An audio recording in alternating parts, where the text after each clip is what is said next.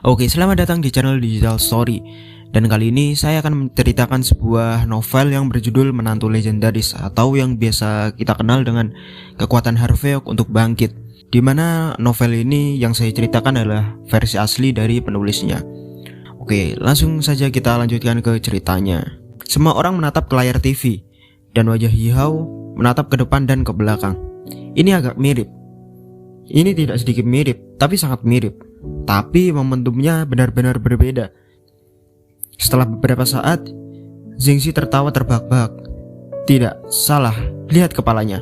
Pelatih, dia mengenakan seragam militer. Dia agung dan heroik. Dan dia memiliki aura raksasa di setiap gerakan. Lihat sampai ini lagi, dia masih mengenakan pakaian lama dari 3 tahun yang lalu. Temperamennya celaka dan lusuh.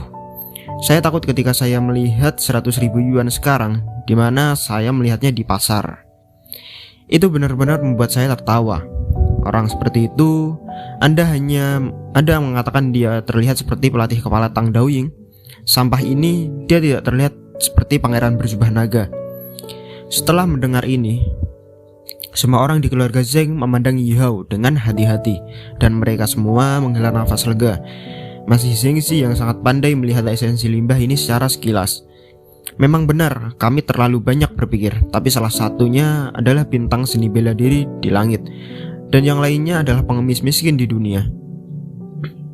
Bagaimana bisa Anda menjadi orang yang sama? Ya, Zheng Xun, pelatih kepala Tang Daoying, dan auranya memandang rendah dunia. Bagaimana sampah ini bisa memiliki sesuatu? Dia tidak peduli bagaimana Anda lihat, itu sampah. Artinya, bagaimana pelatih kepala bisa berpakaian begitu lusuh dan pelatih kepala harus keluar dan memeluk, bagaimana mungkin dia tidak membawa pengikut. TV, siaran langsung, saya pikir saya agak mirip, tapi bisa berpura-pura menjadi pelatih kepala Tang Daoying. Jadi saya berlari kembali ke rumah Zheng untuk mencoba menipu uang.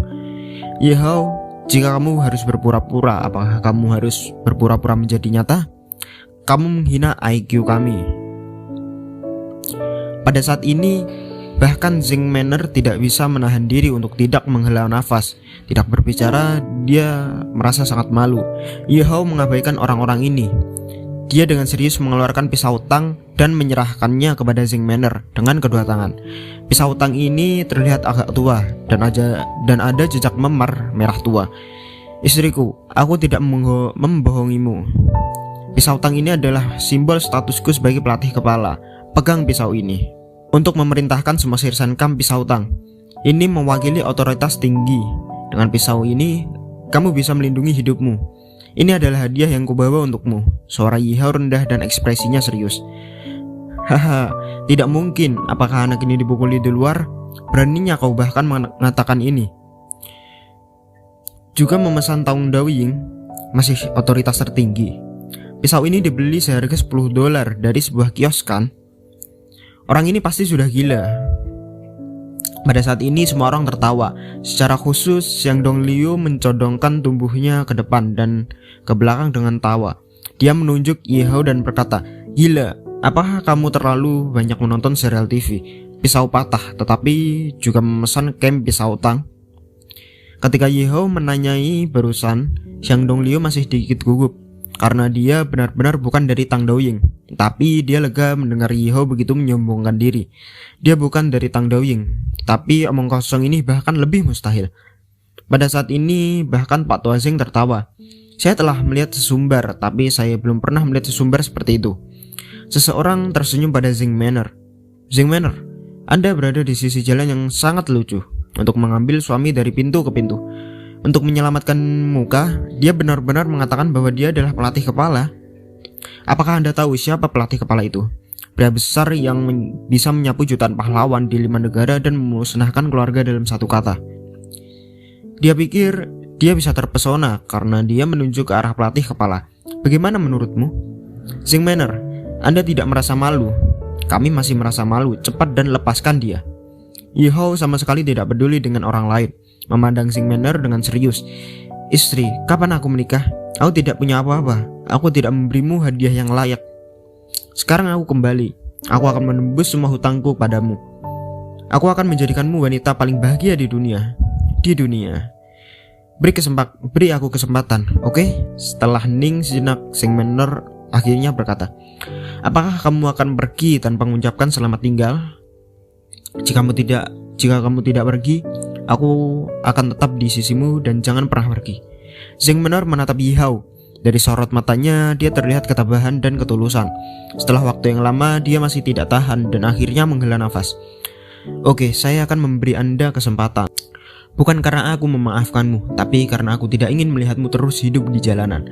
Baju yang aku belikan untuk kalian bertiga 3 tahun yang lalu. Saya akan membantu Anda mencari pekerjaan dan saya harap Anda bisa menjadi orang yang rendah hati di masa depan.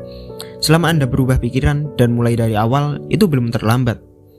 Pembicaraan besar macam apa seperti pelatih kepala? Jangan katakan itu lagi di depan massa. Jika pembicaraan semacam ini menyebar, kamu akan menyebabkan banyak masalah, tahu? Yi Hao terdiam sejenak lalu mengangguk.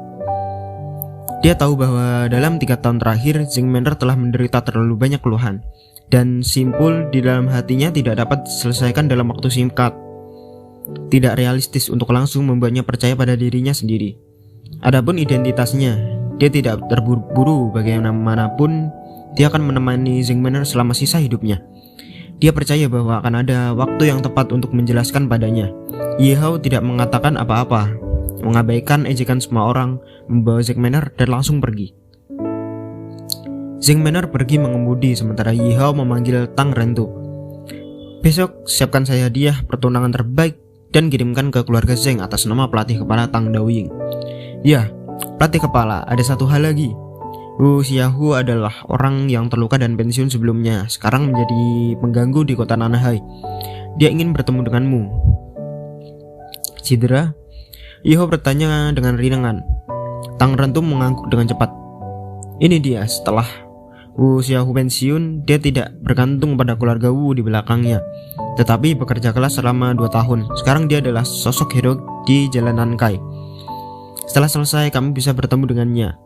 Yi Hao menutup telepon setelah dia selesai berbicara. Pada saat ini, mobil Zeng Manor sudah melaju ke sisi Yi Hao. Dalam perjalanan pulang, keduanya tidak mengucapkan sepatah kata pun, dan suasananya sangat memalukan. Ketika mereka tiba di komunitas, Zeng Manor berkata pada Yi Hao, dalam 2 tahun terakhir, ayah saya telah berkembang di Yangchen, dan hanya ibu dan saudara perempuan saya yang ada di rumah. Kesanmu jika kamu masuk nanti, jangan main-main, bicaralah. Yi Hao mengangguk tak berdaya. Ibu mertua dan saudara iparnya tidak ingin melihatnya saat itu, dan sekarang aku takut mereka ingin memukulinya sampai mati. Komunitas tempat tinggal Zeng Manor relatif mewah. Ini adalah townhouse, tetapi ini adalah aset keluarga Zeng dan dapat diambil alih kapan saja. Di ruang tamu, Tang Ling, seorang ibu mertua yang tampak agak mulia, memiliki wajah marah saat ini, dan di sampingnya adalah saudara perempuan Zeng Manor, Zeng Xiaohuan.